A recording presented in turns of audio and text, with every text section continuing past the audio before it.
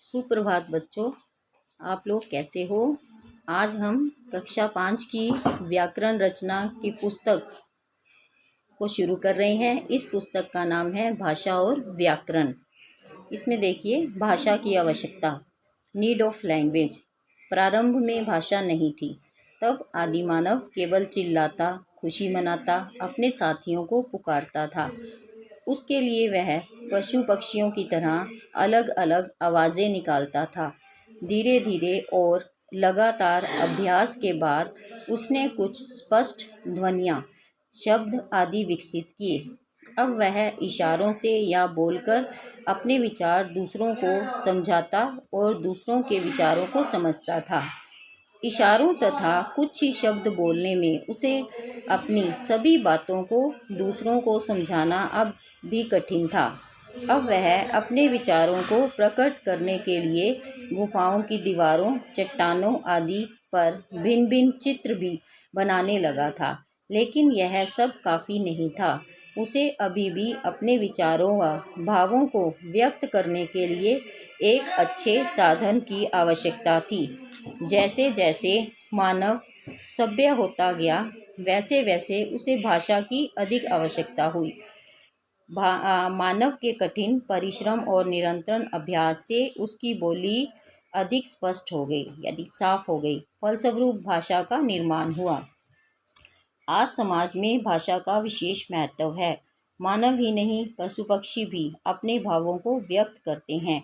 सभी पशु पक्षियों की अपनी भाषा है, जो केवल वही समझ पाते हैं। वे विभिन्न आवाज़ों द्वारा अपनी भावनाओं को एक दूसरे तक पहुंचाते हैं।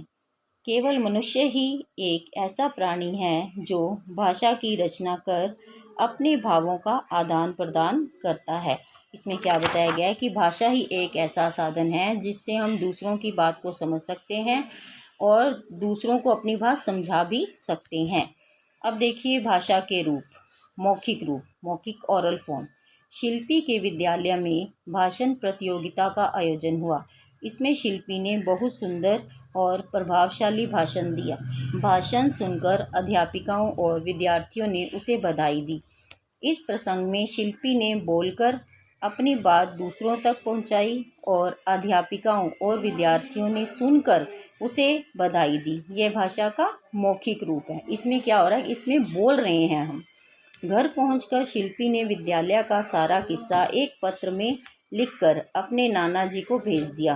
नाना जी पत्र पढ़कर बहुत खुश हुए। उन्होंने भी पत्र लिखकर शिल्पी को बधाई दी। यह भाषा का लिखित रूप हो गया, जिसमें लिखना होता है। इस प्रकार भाषा के दो रूप हुए, मौखिक रूप तथा लिखित रूप। इन दोनों रूपों में 4 कौशलों से प्रकट किया गया, जैसे बोलना, सुनना, लिखना और पढ़ना।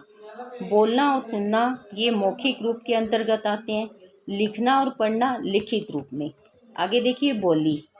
भाषा का एक दूसरा मौखिक रूप बोली कहलाता है। यह सीमित या बहुत कम क्षेत्रों में बोली जाती है। इसमें साहित्य की रचना नहीं की जाती, जैसे मराठी, भोजपुरी, पांजिका, बुंदेलखंडी, राजस्थानी, हरियाणवी, छत्तीसगढ़ी, अंगिका आदि कई बोलियां हैं। इनका भारत के अलग अलग भागों में प्रयोग किया जाता है। पहले भारतीय संविधान ने 18 भाषाओं को मान्यता दी थी, परंतु अब इनमें 4 बोलियों को भाषा का रूप देकर जोड़ दिया गया। इस प्रकार भारत में 22 भाषाएं प्रचलित हैं।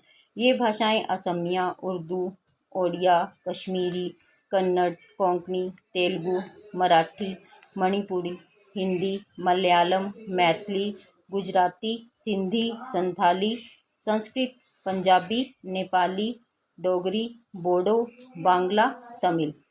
आगे देखिए लिपि। लिपि क्या होती है? भाषा को लिखने का ढंग है, लिपि कहलाता है। भाषा को बोलते समय हमारे मुख से ध्वनियों के समूह के रूप में जो शब्द निकलते हैं, इन ध्वनियों को लिखने के बाद कुछ चिन्ह निर्धारित होते हैं, वे चिन्ह ही लिपि कहलाते हैं। जैसे प्रत्येक भाषा की अपनी लिपि होती है। हिंदी की देवनागरी, संस्कृत की देवनागरी, मराठी की भी देवनागरी और नेपाली की देवनागरी, पंजाबी की भी गुरमुखी, तमिल की तामिल, अंग्रेजी की रोमन, उर्दू की फारसी।